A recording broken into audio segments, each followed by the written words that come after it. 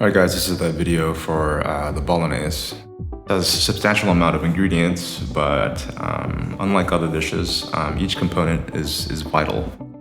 So the idea behind cooking Bolognese is we're just adding layer on flavor. So we add the ingredients step by step so that we can taste everything in the final product. So here we're just testing the hotness of the temperature of the pan.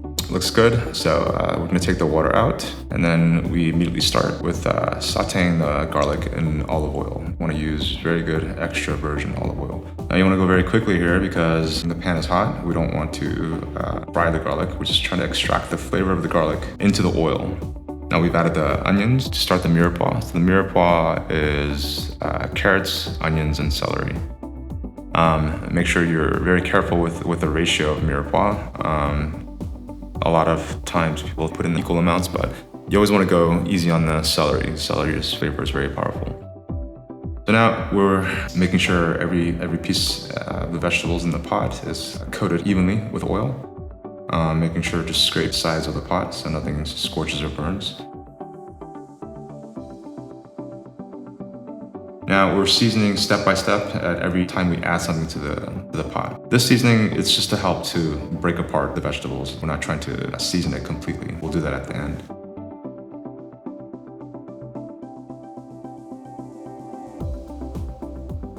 So here now we've cooked down the vegetables for about 15 to 20 minutes. Now we're going to toast the tomato paste.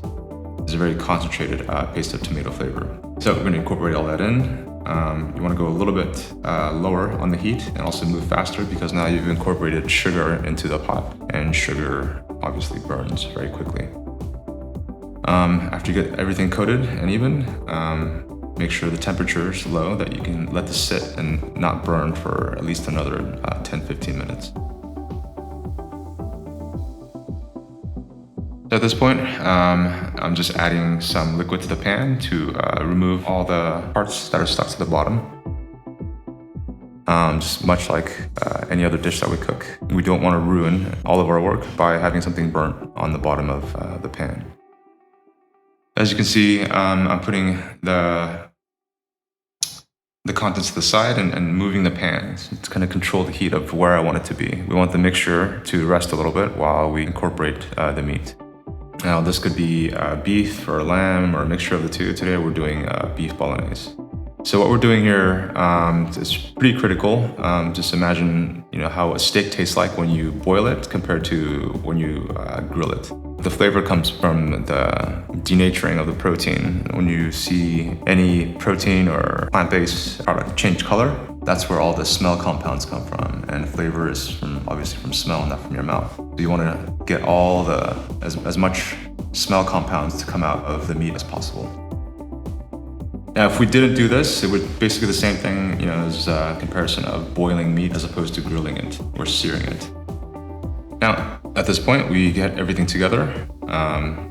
We let the tomato and the meat introduce themselves to each other so they can start coming together in flavor. Now, it's really important. There's a reason why we don't just throw everything in the pot in the beginning and just let it boil, because if we do that, it'll just kind of taste like a lot of nothing. This way, we let the flavors individually kind of matriculate in the pot. And then when you taste the final product, you're able to taste the meat, taste the tomato, taste the vegetables, the sweetness of the onions, and so on and so forth. Now here in this video, as you can see, it looks like we forgot to add the mushrooms. The mushrooms should go in pretty much at the same time as the onions and the mirepoix. Typically, when you're cooking true bolognese, it should take you at least a good 3 hours to do it properly. Many times you'll just come to the pot, just check on it, make sure it's not burning or sticking. Obviously, only certain parts of the contents in the pot are going to be touching the pan, so you want to come by once in a while and kind of move it around so every piece, every vegetable, and every piece of meat gets fair time in contact with the bottom of the pan. So from here, we're ready to go on to the next phase. We let that cook for at least a good 45 minutes, and then you should see this consistency.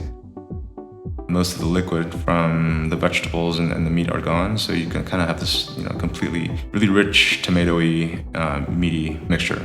So from here, we're gonna add some of all of our herbs. We're gonna add some bay leaf, some star anise, along with the thyme, and then we're gonna add tomato sauce. So now that we've cooked the meat and the vegetables, we're reintroducing the liquid that we took out, which was water, and then reincorporating tomato sauce.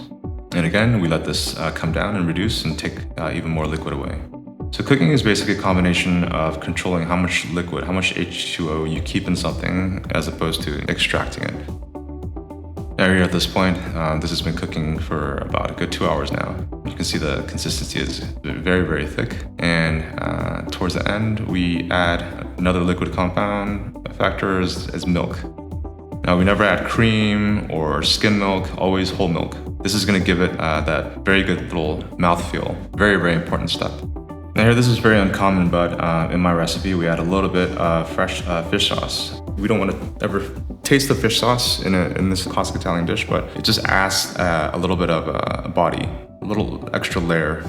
So here at the end, we fortify again now towards the very, very end with some Parmesan. And then of course at this phase, we're gonna season it to its final flavor. So you have to taste. We're adding a little bit of truffle oil. Again, now we've been seasoning the whole entire process, but this is the point. This is the phase where we really kind of nail it down. A lot of young chefs make a mistake of they try to get the seasoning down in one go. The proper, safer, correct way to do it is you first get it to, you first taste it, and you can tell if it's at 60% or 70% of where it should be. And then you try to get to 80%, and then you try to get to 90%. And then when you're at 90%, you get the flavor down to 95%, and then slowly creep up to where you think flavor should be. Again, at the end there, we added some thyme oil.